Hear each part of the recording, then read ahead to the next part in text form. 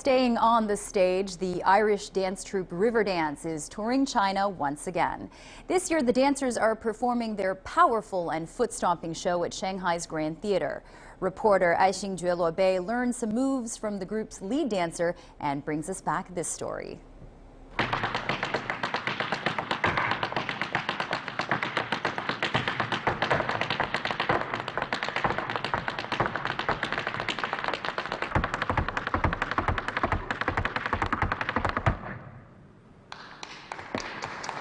So Bobby, it's your first time performing here in Shanghai at the Grand Theater, and you Yes. had your first show on Tuesday night already. What's the message and feedback and energy you're getting from your Shanghai audience? Like, it's always amazing when you're performing a number, especially the big finale numbers like the Riverdance number and stuff, and you can feel the energy coming back that you're giving to the audience and they're giving it back to you via applause. So it gives us a lift and even more energy so we can dance even harder and even faster. What's the most challenging part being a member of the Riverdance? The challenging part for a lot of people when they first join tours is getting used to dancing alongside 30 other people, because Irish dancing competitively when you're growing up is very individual, like you dance just for yourself. Whereas here we have to perform as a team. Like, even as one of the leads, I have a lead partner, the female lead, so you always have to work together with other people, and that's what makes the show so powerful when everyone's in unison. Well, Bobby, would you be so generous to teach me a few steps? Of course.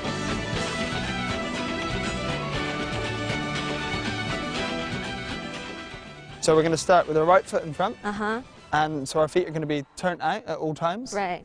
And so on 8, we're going to do a stamp with our right foot. So 5, 6, 7, stamp.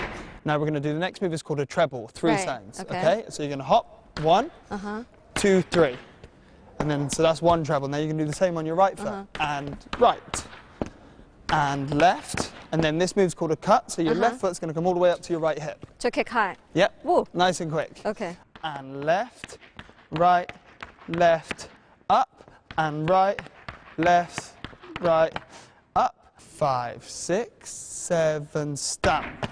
And left, and right, and left, up, and right, and left, right, up, and left, right, left, up, and 1, and 2, and 3, 4. Okay. Good.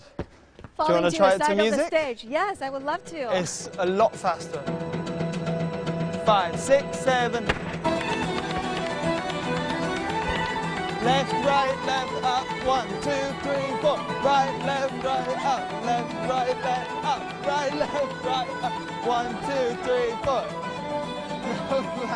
4. She did really well. I don't think I could keep up with that. Well, the list is out for who will be performing at the music industry's biggest awards show this year. John Legend, Carrie Underwood, Keith Urban, and Metallica are all set to perform at the 59th Grammy Awards in Los Angeles next month. Underwood and Urban are both up for Grammys this year. Underwood's Church Bells and Urban's Blue Ain't Your Color are nominated for Best Country Solo Performance. Urban's Ripcord is also up for Best Country Album.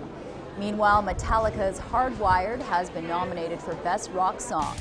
Late Late Show host James Corden will host the Grammys this year, which will be broadcast via CBS on February the 12th. Hollywood star Matthew McConaughey has co-produced a new film based on the real-life adventures of a roughneck American searching for riches in Southeast Asia. Gold premiered in New York on Tuesday. Let's take a look.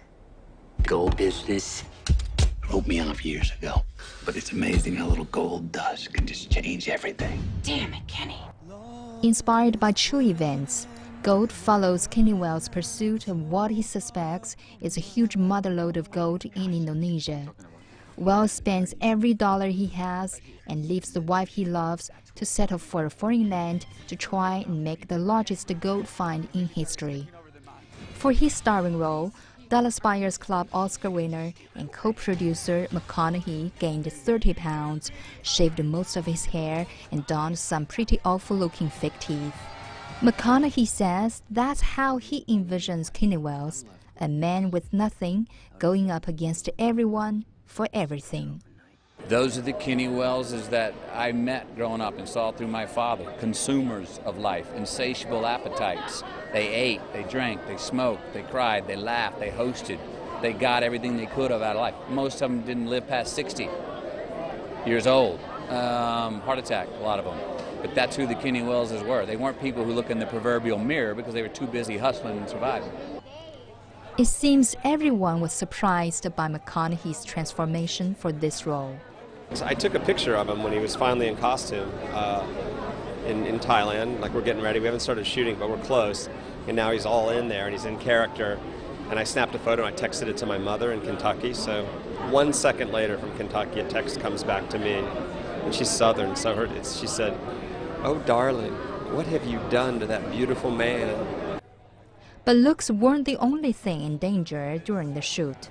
While filming in Thailand, the cast and crew were subjected to monsoons and rock slides. McConaughey noted it was great for realism, terrible for schedules.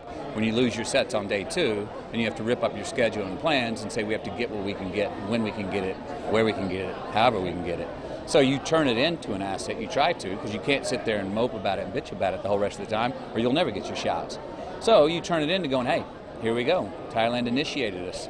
They took all our plans and just had a monsoon on them. This is a movie that is filled with half-answered questions. I mean, nothing is really handed over to the audience. And I think that it helped and it increased the enigma and the mystery of the film if we had a secret ourselves. Gold opens in movie theaters across North America on January 27th. Song Wei, CGTN.